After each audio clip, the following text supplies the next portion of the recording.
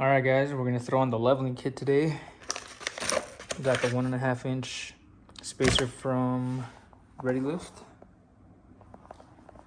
So after measuring front to rear, it was 37 1/4 on the front, and the rear was 38 3/4. So hopefully this is pretty level once we put that spacer. Even till now, like, it looks like it's level, but it's not. If you measure from the ground through the center hub through the fender, it's about an inch, a little under 1.5 inches shorter on the front. So let's see how it looks like after, guys. Let's get ready to install this. All right, guys, first things first, chalk up your rear wheels, jack up your truck, put your jack stands under, take off your wheels.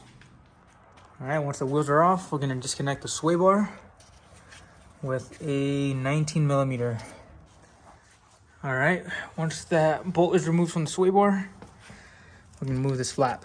So you guys can see, there's two little ears. Make sure you just pinch them from the backside, push it through. Don't start breaking stuff on your truck just yet. All right, we're trying to get to this bolt here. It's a 22 millimeter. We're gonna loosen that up. Do not remove it. Just turn it back 3 turns just to loosen it up. All right, guys, once you guys have that nut loose a couple turns, next thing we're gonna do is take off the two 22 millimeter bolts holding the ball joint cradle on the bottom. All right, guys, once you guys have those two bolts out, we're gonna take off the bottom strut bolt.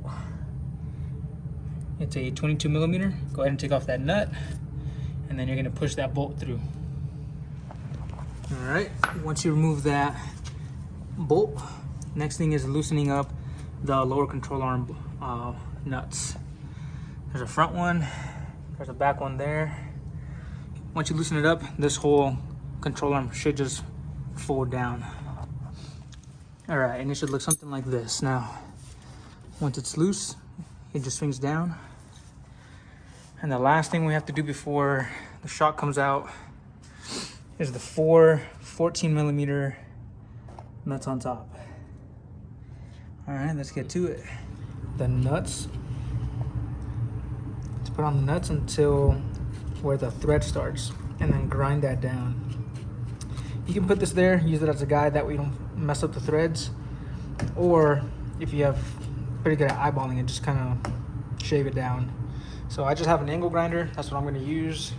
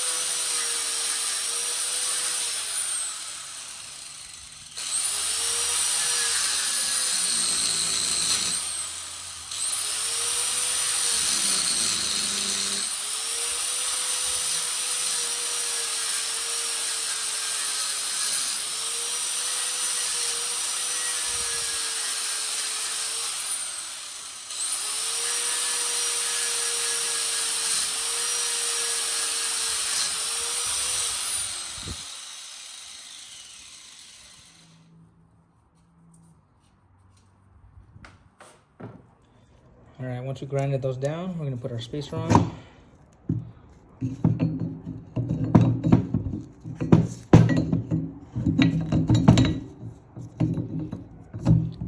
And then we're gonna secure it with these 4 nuts.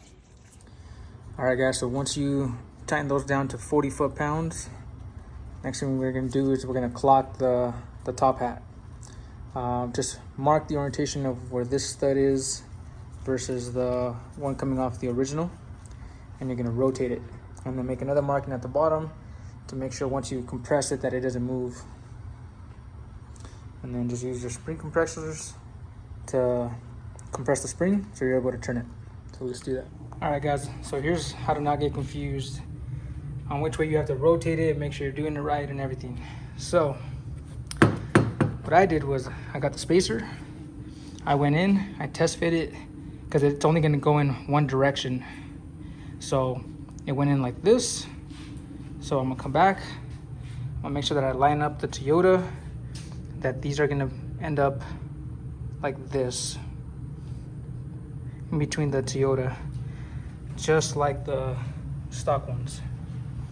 So I'll show you what it looks like. All right, guys, so check it out. This is how I got my shock ready to clock the spring.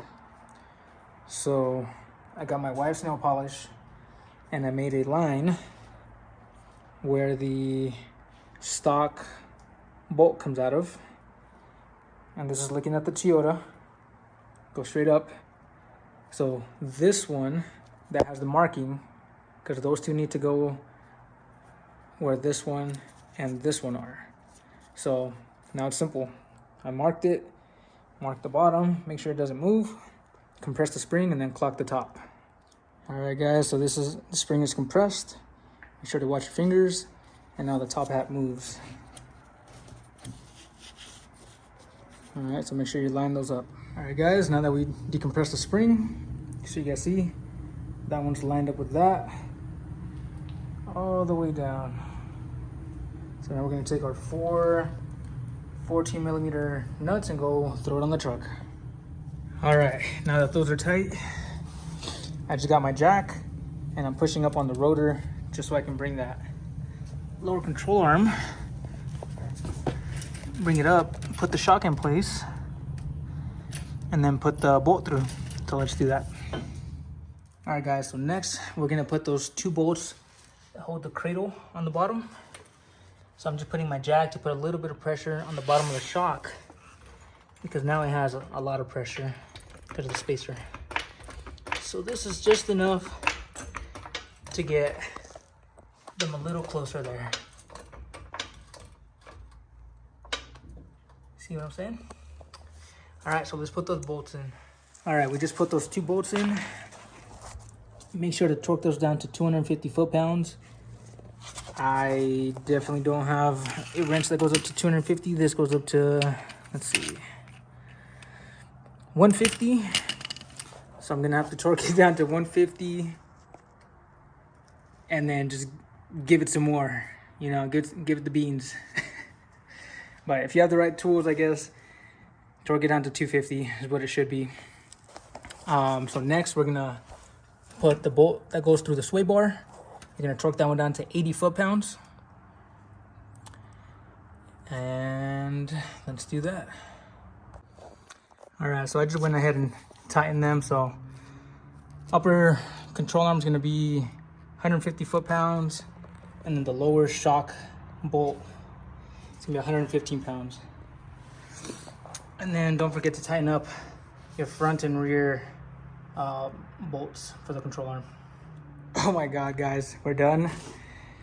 This thing is definitely lifted up on the front, but we still have to let the suspension settle. So we're gonna put our mess away before the wife yells at us. Why me? Go for a little drive, and then we'll measure it. All right, guys, so we just went for a little drive. It drives fine. It drives just like stock, which I liked. My alignment is probably off. My steering was surprisingly straight.